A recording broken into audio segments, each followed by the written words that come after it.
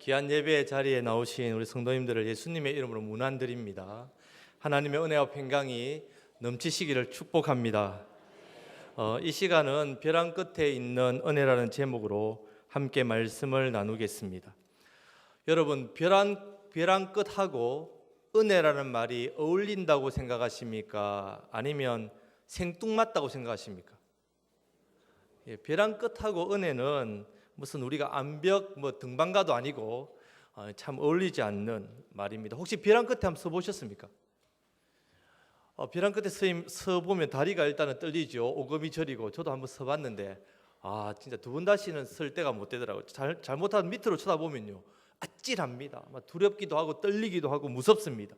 현기증이 날 정도입니다. 그런 곳에서 은혜라는 단어가 떠올린다는 것은 말도 안 되지요. 벼랑 끝과 은혜는 어울리지 않습니다. 더구나 이 벼랑 끝이라고 할 때 단순하게 험한 산, 높은 산 이런 데 있는 벼랑을 말하지 않지 않습니까? 보통 우리 인생 가운데 벼랑 끝이라 하면 늘 이렇게 어려움이 있고 위기가 있고 참 생각하기도 싫은 그런 시절, 아무런 소망도 희망도 보이지 않고 이제 앞으로 갈 수도 없고 뒤로 물러갈 수도 없고 남은 건 그냥 벼랑 밑으로 떨어질 수밖에 없는 그런 인생의 상황, 그런 상황에 있는 사람들에게 벼랑 끝에 있다, 그렇게 주로 많이 씁니다. 근데 여러분, 대부분 우리가 사람들이 인생을 살면서 누구나 다 이런 벼랑 끝에 서 있게 됩니다. 아무도 벼랑을 안 써봤다.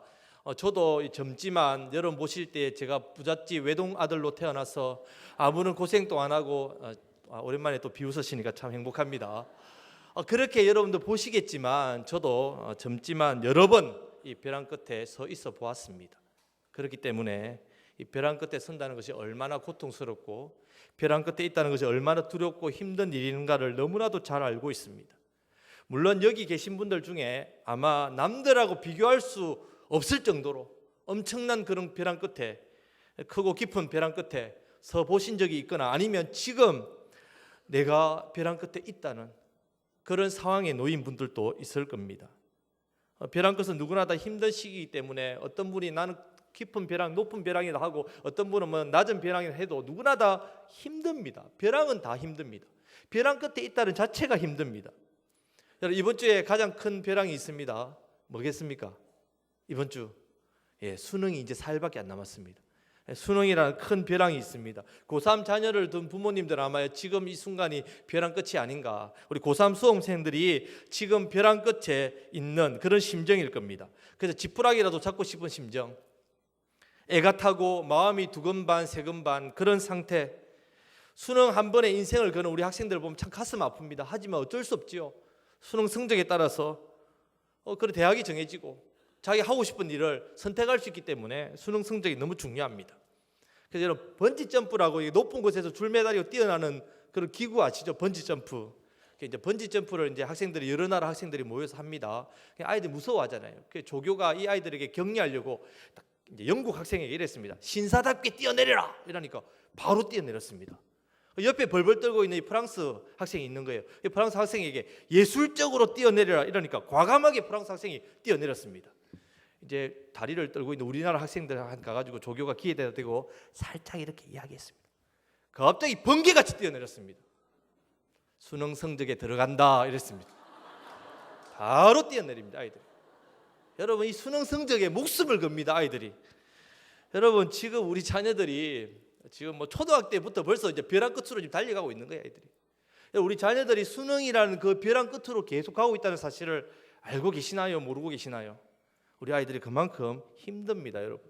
아이들을 위해 격려해 주시고 기도해 주시기를 간절히 바랍니다. 목요일 날 수능 기도회가 있습니다. 또 이렇게 품앗이 하실 분들은 품앗이 하시고 또 오실 분들은 또 기도회에 함께 동참하셔서 우리 함께 기도했으면 좋겠습니다. 여러분, 이렇게 벼랑 끝은 서 있는 자체가 정말 힘들고 고통스럽습니다. 그래서 벼랑 끝에 서게 되면 대부분의 사람들이 좌절합니다. 낙심합니다. 절망합니다. 불안과 두려움에 휩싸여 버립니다. 인생 다 포기합니다. 꿈도 포기하고 심지어는 인생마저 포기하는 사람 여러분 있지 않습니까? 인생을, 목숨을 버리는 사람. 여러분들에게는 지금 어떤 벼랑 끝이 있으십니까? 어떤 벼랑 끝이 보입니까? 어떤 분들은 질병이라는 벼랑 끝 앞에, 어떤 분들은 예기치 못한 사고, 또 실패, 그런 벼랑 끝에 어떤 분들은 사업이 갑자기 어려움을 겪고 생계에 어떤 문제가 생기는 그런 벼랑 끝이, 어떤 분들은 관계에, 부부 간의 관계가 안 좋습니다. 가족 간의 관계가 안 좋습니다.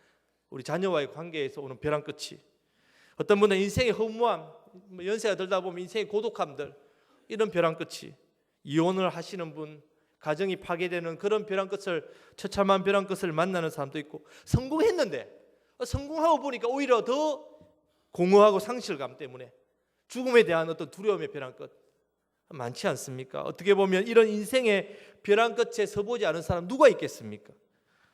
우리 인생 가운데 이런 벼랑 끝은 누구나 다 맞이하는 그런 고통입니다.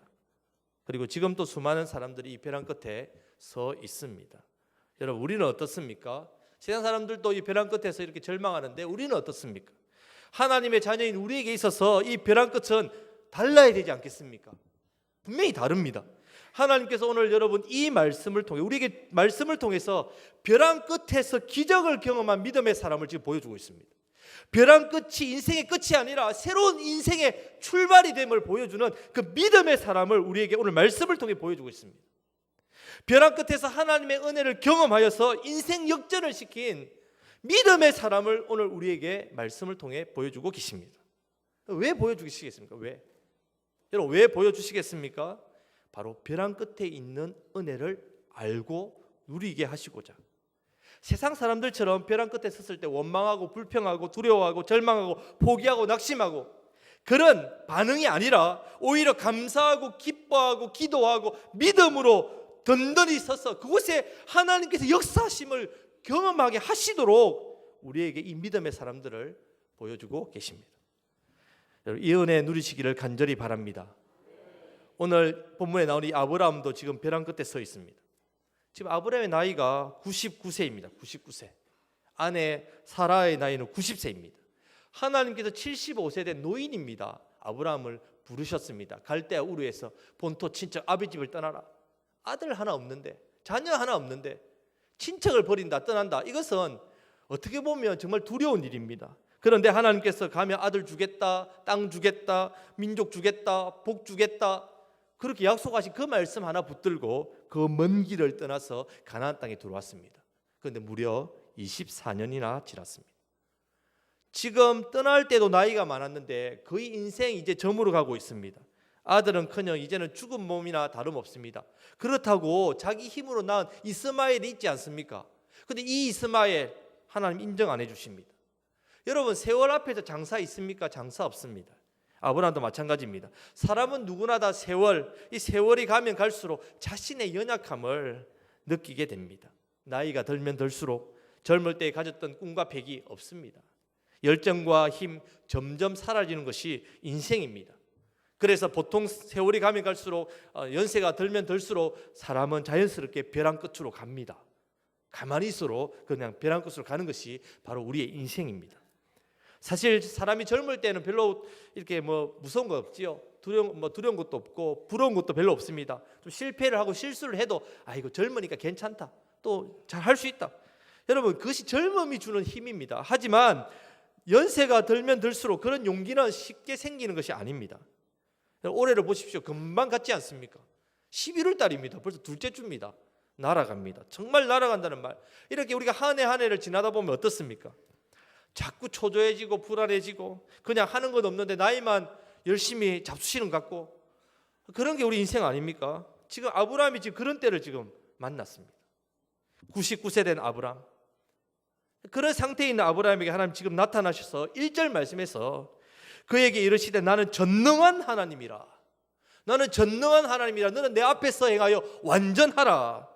이렇게 말씀하십니다. 지금 하나님께서 아브라함에게 나타나셔서 먼저 하나님 자신이 누군지를 말씀합니다. 전능한 하나님이다.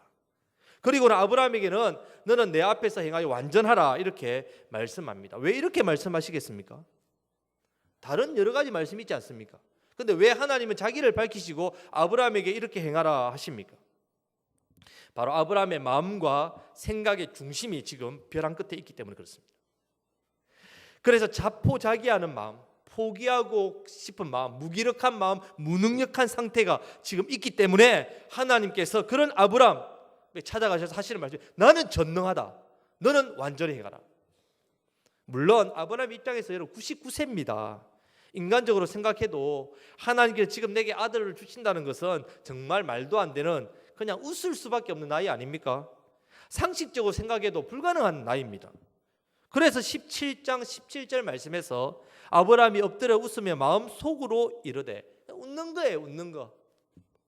이런 아브라함의 중심을 아시기 때문에 먼저 하나님께서 자신을 전능한 하나님이라 그렇게 말씀합니다.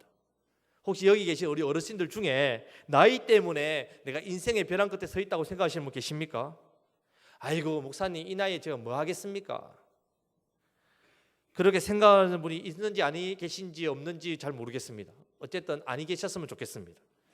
나이 때문에 나는 쓸모없는 사람이 아닌가, 뭐 그런 생각. 만약에 이런 생각을 하시면요, 전능하신 하나님 우리 아버지를 내 나이로 제한하는 겁니다. 큰일 나십니다. 큰일 나십니다. 절대로 그런 생각 하지들 마십시오. 절대 그런 생각 하시면 안 됩니다. 지금 하나님께서는요 99세 된 아브라함을 부르셔서 100세의 아들을 낳게 하시는 능치 못할 일이 없으신 전능하신 하나님이십니다. 믿으시기를 바랍니다. 하나님께서 아브라함에게 말씀하셨듯이 지금 우리 어르신들에게 동일하게 말씀하십니다. 주님 부르시는 그날까지 생명은 죽게 달려있지 않습니까? 사명자가 수명자입니다. 사명 다하면 그냥 불러가십니다. 그때까지 하나님 주신 은혜대로 그 사명 붙드시고 기도로 작은 봉사지만 열심히 최선을 다하시다 보시면 영육간에 강건해지십니다. 축복합니다. 나이 때문에, 연세 때문에 벼락에 계신다면 오늘 이 시간 전능하신 하나님 붙드시고 신뢰하심으로 나이를 극복하시고 이겨내시기를 주님의 이름으로 축원합니다. 여러분, 우리가 나이도 나이지만 사실 몸이 약해지면 또 어떻습니까? 병들게 되면 자연스럽게 우리는 벼랑 끝으로 가게 되어 있습니다. 사람이 잘 나가다가도 아프면 바로 약해집니다. 아무리 나이가 젊더라도 큰 병 만나면요 인생에 대해서 낭망하게 되고 절망합니다. 그것은 당연한 모습입니다. 그럼 지금 아브라함과 사라도 느끼는 것, 자기 육체의 연약함입니다. 창세기 18장 11절 12절 고백처럼 아브라함과 사라는 나이가 많이 늙었고 사라에게는 여성의 생리가 끊어졌는지라 사라가 속으로 웃고 이르되 내가 노쇠하였고 내 주인도 늙었으니 내게 무슨 즐거움이 있으리요. 인생에 몸이 연약하고 육신이 이미, 여러분 자기 몸은 자기가 누구나도 잘 압니다. 내 몸 알지 않습니까? 요즘 사람들이 어떻습니까? 웰빙, 건강, 그런 삶에 대해서 얼마나 신경을 많이 쓰는지 모릅니다. 좋다고 하면 우르르 저르륵 요르륵 이렇게 다니지 않습니까? 어쨌든 좋은 데 있다 하면 다 갑니다. 뭐가 좋다면 뭐가 좋다 해서 따라갔다가 그거 안 좋다 이거 좋다 하면 또 여기 갔다가 사람들이 건강병에 환장을 하고 있습니다. 정말. 우리 애들이요 3살 5살 때, 큰애가 5살 둘째 3살인데 제가 누가 주셔가지고 게소주를 먹고 있었습니다. 사실 비릿하잖아요. 그 먹는데 애들이 제가 먹은 게 보니까 맛있게 먹는 것 같은지 아빠 그거 뭐야? 차마 게소주라고 말을 못하고 또 차마 그걸 설명하기 복잡잖아요. 저거들 좋아하는 멍멍이를 찌내가지고 이런 말을 하기, 그래서 제가 그냥 몸에 좋은 거다 이랬더니 달라고 난린 거예요. 그게 먹더니 맛있다는 겁니다. 하나도 맛없는데 아빠가 다 뺏어 먹었습니다. 하여튼 몸에 좋다 하니까 애들부터 벌써 몸에 좋은 거 챙깁니다. 여러분, 이 사람이 건강을 잃는 것만큼 참 어려움이 없지 않습니까? 그래서 이 건강을 잃는 것, 어떤 사람들은 건강을 잃는 걸 다 잃었다라고 표현하기도 합니다. 뿐만 아니라 여러분, 우리가 이런 이유 말고도 벼랑 끝에 서 있는 일 얼마나 많습니까? 생각했던 일들이 되지 않을 때, 물질의 어려움을 당할 때, 큰 사고 당할 때, 진학이나 취업 실패했을 때, 자녀들이 문제 생길 때, 믿는 사람들 관계에서 배신을 당했다든지 교회에서 상처를 받는다든지 이러면 벼랑 끝 맞습니다. 또 우리 고3 애들이 수능 성적 나오는 날이 아마 벼랑 끝일 겁니다. 이런 어려움들이 있습니다. 여러분, 세상에 얼마나 많은 것들이 우리를 벼랑 끝으로 내모는지 모릅니다. 하지만 여러분, 우리가 반드시 기억하실 것이 하나 있습니다. 하나님께서는 절대로 우리를 이런 벼랑 끝에 홀로 내버려 두지 않으십니다. 그걸 반드시 기억하셔야 됩니다. 지금 하나님께서 벼랑 끝에 있는 우리를 찾아와 주십니다. 좋으신 우리 아버지 하나님께서는 아무리 깊고 높은 벼랑 끝이라 하더라도 전능하시기 때문에 이 벼랑을 평지로 만들어 주시는 분이심을 믿으시기를 바랍니다. 근데 창세기 16장 끝부분과 17장을 보면요, 무려 13년이라는 공백이 있습니다. 왜 13년이라는 긴 세월의 공백이 생겼겠습니까? 아브라함이 자신의 힘으로 하갈을 통해서 아들을 낳았기 때문에 그렇습니다. 제가 만약에 하나님이라면 그때 아브라함에게 불호령을 내렸을 겁니다. 왜 언약의 말씀, 약속의 말씀을 기다리지 않고 네 힘대로, 네 뜻대로 했느냐? 근데 하나님께서 아무 말씀도 안 하시고 침묵하고 계십니다. 그런데 지금 이 사건을 볼 때에 아이가 생기지 않는 이유가 뭡니까? 아브라함 때문입니까? 사라 때문입니까? 잘 이해가 안 되십니까? 아브라함이 아들을 낳았다니까요. 누구를 통해서? 종 하갈을 통해 낳았습니다. 그럼 누가 문제입니까? 사라의 문제지요. 아브라함이 아는 겁니다. 나는 아들을 낳을 수 있는 사람이다. 아는 겁니다. 여러분, 아브라함은 아직도 자신의 의지, 자신의 힘으로 하나님이 약속하신 아들 자기가 해결할 수 있는 사람입니다. 하지만 하나님께서는 하나님의 약속, 하나님의 방법, 하나님의 때, 하나님의 능력을 믿지 않고 자신의 방법, 자신의 노력, 자신의 힘으로 할 수 있다는 생각이 머리에서 조금이라도 있으시면 안 하신다는 말입니다. 아예 그거 없어지기 전까지 기다리고 침묵하고 계십니다. 그때 우리는 벼랑 끝에 놓이게 됩니다. 혹시 여러분 하나님보다 더 신뢰하고 의지하시는 것 있습니까? 그렇다면 하나님께서 여러분에 대해서, 우리에 대해서 침묵하실 겁니다. 비록 우리가 잘못된 길을 가고 심지어 벼랑 끝에 간다고 하더라도 하나님께서는 그냥 우리를 내버려 두십니다. 이것을 먼저 아는 것이 너무나도 중요합니다. 그런데 그것으로 끝나는 것이 아니라 하나님께서는 이제 벼랑 끝에 놓이게서 더 이상 우리가 물러설 수 없을 그때에 하나님께서 우리를 찾아와 주십니다. 혹시 지금 살림살이가 힘드십니까? 아니면 사업이 힘드십니까? 생업터에 어려움이 있습니까? 직장생활 다 때려치우고 싶습니까? 건강 때문에, 자녀 때문에 속이 상하십니까? 큰 문제, 어려움 때문에 삶맛을 잃으셨습니까? 실패의 자리, 절망의 자리, 두려운 자리, 낙심의 자리, 거기에 서 계십니까? 벼랑 끝에 있으십니까? 먼저는 전능하신 하나님을 전적으로 신뢰하시기를 바랍니다. 지금 하나님께서 하시는 말씀을 들으시기를 바랍니다. 나는 전능한 하나님이라. 나는 전능한 하나님이라. 너는 내 앞에서 행하여 완전하라. 이 말씀은 우리가 전적으로 완전하게 하나님만을 신뢰하라는 말씀입니다. 예수님께서도 할 수 있거든이 무슨 말이냐? 믿는 자에게는 능히 하지 못할 일이 없느니라. 나는 여호와요 모든 육체의 하나님이라. 내게 할 수 없는 일이 있겠느냐? 이렇게 예레미야 32장 27절에서 말씀하고 있습니다. 여러분, 지금 아브라함은 벼랑 끝에 있습니다. 그래서 이제 아무것도 의지할 것이 없는 상태입니다. 이제 오갈 데가 없습니다. 그냥 벼랑 끝으로, 벼랑 밑으로 떨어질 일만 남아 있습니다. 그때 여러분, 우리는 전적으로 하나님만을 의지할 수 있게 됩니다. 벼랑 끝에 있으십니까? 벼랑 끝에 있으십니까? 우리 자신을 보지 마시고 벼랑을 보지 마시고 전능하신 하나님을 신뢰하시기를 간절히 바랍니다.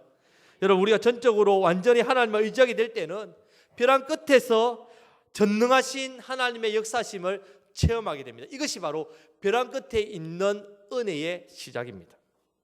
은혜의 시작입니다. 그러면 벼랑 끝에 있는 우리가 하나님을 전적으로 신뢰하고 의지할 수 있도록 하나님께서 어떻게 은혜를 주시는가? 바로 말씀을 먼저 주십니다. 하나님께서 하나님 자녀의 우리에게 복을 주실 때에 먼저 메시지, 말씀을 주십니다. 그래서 이 말씀이 우리에게 들릴 때에 그 말씀은 우리의 기도 제목이 됩니다.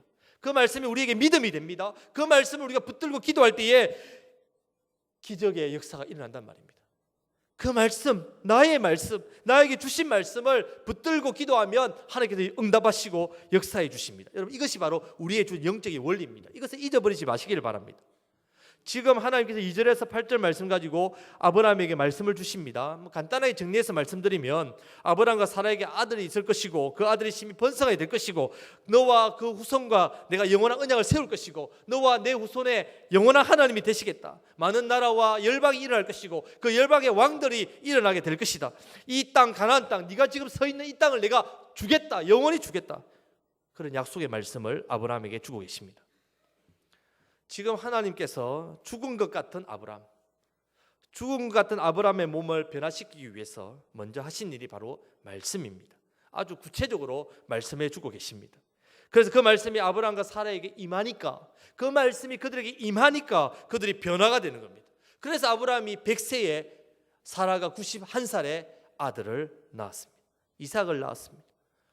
여러분, 말씀이 중요합니다. 말씀이 중요합니다. 나의 말씀이 중요합니다. 성경 이 많은 말씀 가운데 이 말씀이 나의 말씀이 되어야 됩니다.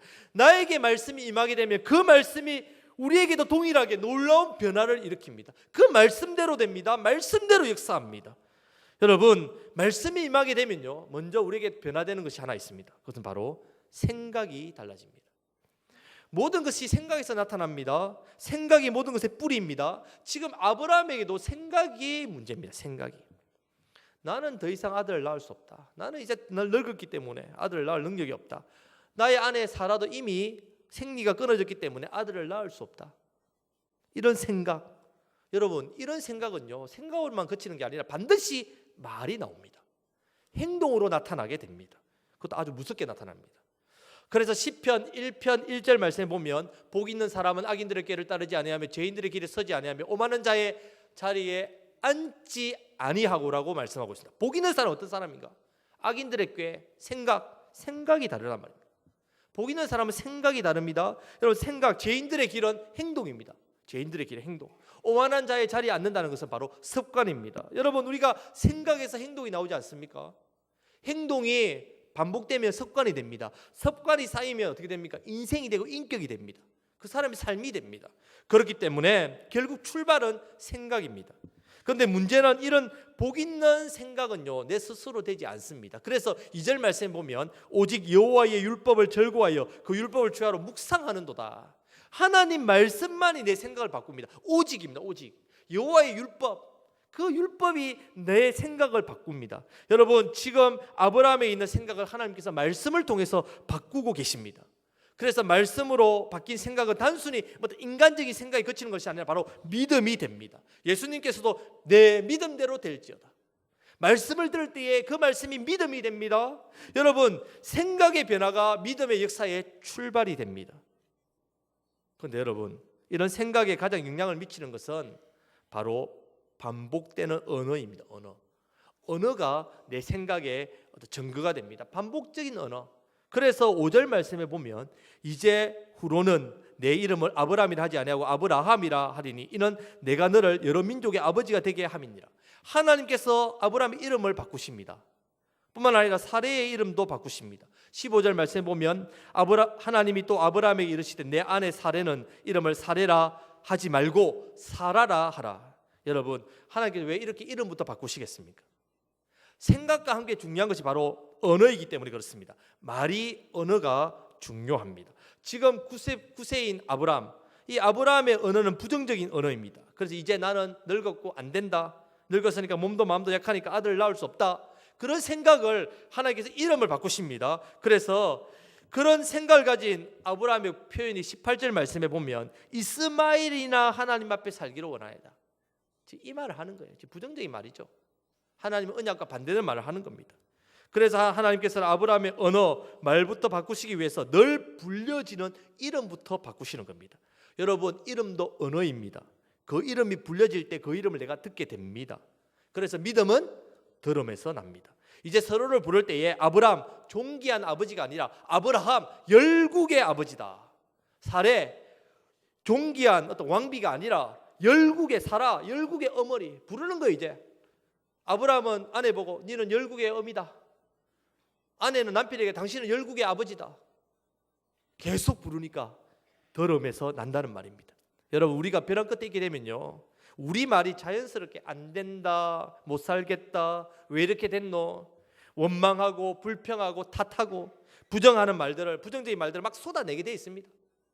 죽겠다 합니다. 죽겠다. 여러분, 죽겠다 하면 안 되고 어떻게 해야 했습니까? 죽게 있다 해야 된다죠.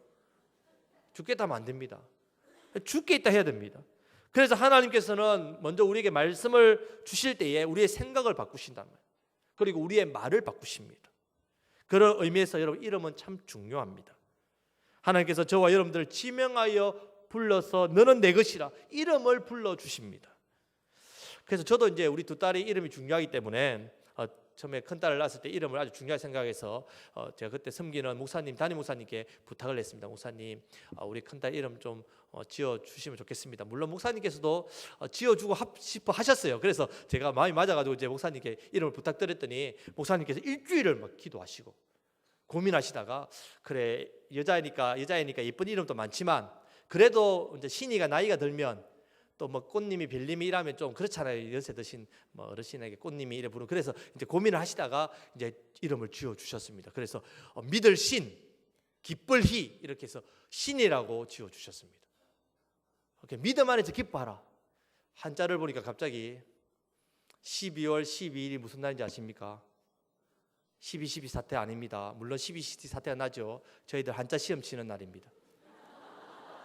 목사님께서 12.12 야 외우기 좋다 제보 이러시면서 절대 안 까부실 거라면서 12.12 아이고 한자 시험 갑자기 한자를 보니까 막 생각납니다. 지금 아마 세부에서 귀가 간지러우시지 않을까 생각합니다. 둘째 이름을 이제 둘째가 태어날 때 탯줄을 감고 태어났습니다. 탯줄을 감고 태어나면 죽습니다. 그래서 갑자기 이제 애 못 나오게 만들어가지고 수술을 해가지고 겨우 진짜 주님의 은혜로 살아났습니다.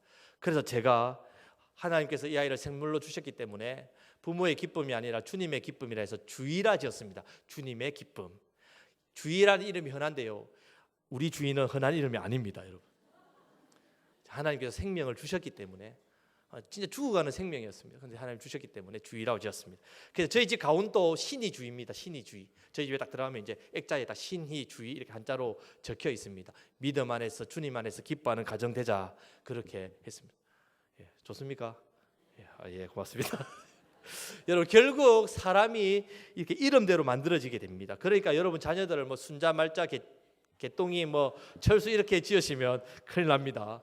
혹시 제가 불러도 이름 중에 여기 계신 분이 있으면 죄송합니다. 아유 그냥 막 나왔습니다. 죄송합니다. 네, 영자를 안 하기 다행입니다. 제가 보니까 계시네요. 그러겠습니다. 여러분 우리 하나님께서는요 벼랑 끝에 있는 우리를 찾아오셔서 먼저는 우리의 부정적인 생각, 안 된다는 생각, 불평하고 원망하고 힘들다는 생각을 말씀으로 바꾸어 주십니다. 그리고 우리 입술의 고백, 우리의 말을 바꾸십니다. 여러분 지금 텔레비전은 채널 바꾸듯이 바꾸십시오. 바꿀 수 있습니다. 여러분 바꿀 수 있습니다. 하나님께서 지금 우리에게도 말씀하십니다. 내 귀에 들린 대로 내가 시행하겠다. 우리의 말을 들으시고 그대로 행하시는 분이십니다. 여러분 그래서 우리가 하나님 말씀의 말을 하심으로 믿음의 말, 소망의 말, 축복의 말, 긍정의 말을 통해서 이 벼랑 끝에 있는 은혜를 누리시기를 간절히 바랍니다. 그런데 우리 하나님께서는 우리에게 보너스의 은혜를 주십니다.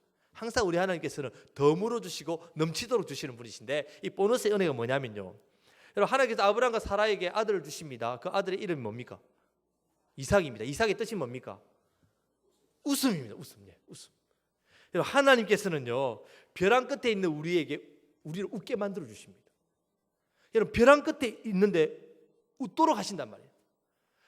하나님께서는 우리가 웃는 것을 너무너무 좋아하십니다. 우리가 기쁨이 있는 것을 너무너무 좋아하십니다. 그러면 사탄은 뭘 싫어하겠습니까? 사탄은요 우리가 벼랑 끝에서 웃는 것을 제일 싫어합니다. 분명히 벼랑 끝으로 몰면 많은 세상 사람들 어떻게 합니까? 못 웃지요. 불평하고 원망하고 낙심하고 절망합니다. 그렇게 포기해버립니다. 그런데 우리는 어떻게 합니까? 웃습니다. 웃어버립니다. 그래서 사탄은 어떻게 합니까? 우리 웃음을 공격하려고 합니다. 벼랑 끝에서 벼랑 아래를 자꾸 보도록 만든단 말입니다. 벼랑 아래 보면 두렵잖아요. 그런데 하나님께서는 우리를 어떻게 하십니까? 하늘을 바라보고 웃게 만드신다는 거죠. 하늘의 그 소망의 그 미소를 우리에게 주신단 말입니다. 사탄이 와가지고 벼랑 끝에 있는 우리 와가지고 우리가 두려워하고 원망하고 불안해하고 슬퍼해야 되는데 우리가 웃어버리니까요 사탄이 막 당황을 해버립니다. 당황을. 마귀가 왔는데 당황해버립니다. 여러분 옆에 있는 분에게 한번 인사하겠습니다. 웃읍시다. 사탄을 당황시키는 분이시군요. 한번 인사하겠습니다. 사탄을 당황시키시는 분이시군요. 여러분 우리가 벼랑 끝에서 이삭의 이름을 받을 때에 웃습니다. 그러면요 마귀가 왔다가 당황해버립니다. 오늘날 이야기하면 멘붕이 온단 말이에요. 멘붕. 사탄을 당황하게 만드시기를 바랍니다. 비록 벼랑 끝에 있어도 하나님 우리에게 웃음을 주신다는 말입니다. 더 나아가 벼랑 끝에 있는 은혜는요 우리를 비상하도록 만듭니다. 비상. 날아가도록 만든단 말입니다. 로버트 술러 목사님이 지은 절벽 가까이로 부르셔서라는 시가 있습니다. 한번 시를 제가 한번 목소리가 좀 안 좋지만 낭송해 보겠습니다. 절벽 가까이로 나를 부르셔서 다가갔습니다. 절벽 끝에 더 가까이 오라고 하셔서 더 가까이 다가갔습니다. 그랬더니 절벽에 겨우 발을 붙이고 서 있는 나를 절벽 아래로 밀어버리시는 것이었습니다. 물론 나는 그 절벽 아래로 떨어졌습니다. 그런데 나는 그때서야 비로소 알았습니다. 나는 그때서야 비로소 알았습니다. 내가 날 수 있다는 사실을. 여러분, 벼랑 끝에서 떨어질 것을 두려워하지 마십시오. 여러분, 우리가 왜 두려워합니까? 떨어질까 싶어 두려워하지 않습니까? 여러분, 우리는 떨어지는 존재가 아니라 날아가는 존재입니다. 하나님께서 우리를 고공으로 올리시고 성령의 바람으로 독수리 날개침같이 날아오도록 만드시는 것이 바로 우리입니다. 여러분, 왜 벼랑 끝에서 두려워하십니까? 날지 못한다는 것 때문에 두려워하는 겁니다. 나는 독수리는요, 벼랑 끝에서 웃습니다. 오히려 높은 벼랑일수록 더 절깁니다. 왜? 높으니까, 바람이 세니까. 여러분, 벼랑 끝에 있다고 해서 절망하거나 낙심하거나 두려워하지 마시고 이제 말씀을 붙들고 선포하시기를 바랍니다. 예수님의 이름으로 믿음을 선포하십시오. 예수님의 이름으로 여러분 행복을 선포하시고 기적을 선포하시고 내 삶의 치유를 선포하시고 축복을 선포하시고 승리를 선포하시기를 간절히 바랍니다. 비상합니다. 여러분, 비상하게 되어 있습니다. 날아갑니다. 우리는 독수리의 날개침 같이 날아갑니다. 두 날개를 뻗으시고 성령님께서 바람으로 불어일으키셔서 우리는 날아갑니다. 벼랑 앞에서 좌절하지 마시고 울지 마시고 낙심하지 마시고 용기를 내시고 힘을 내시기를 바랍니다. 조금만 더 견디십시오. 조금만 더 견디시고 전능하신 하나님을 신뢰하시기를 간절히 바랍니다. 이제부터 벼랑 끝에 있는 우리를 하나님께서, 우리 아버지 하나님께서 주시는 그 은혜를 여러분 누리심으로 이제는 벼랑 끝에서 절망과 두려움에 빠져 소망을 잃고 사는 많은 사람들이 있습니다. 그 사람들이 찾아가셔서 여러분처럼 비상하는 그 놀라운 예수님 안에서 누리는 그 신비, 그 놀라운 은혜, 비밀, 그것을 기쁨으로 증거하시고 생명을 살리시고 간증하시면서 생명을 살리시는 저와 여러분들이 다 되시기를 우리 주님의 이름으로 축원합니다. 아멘. 기도하겠습니다.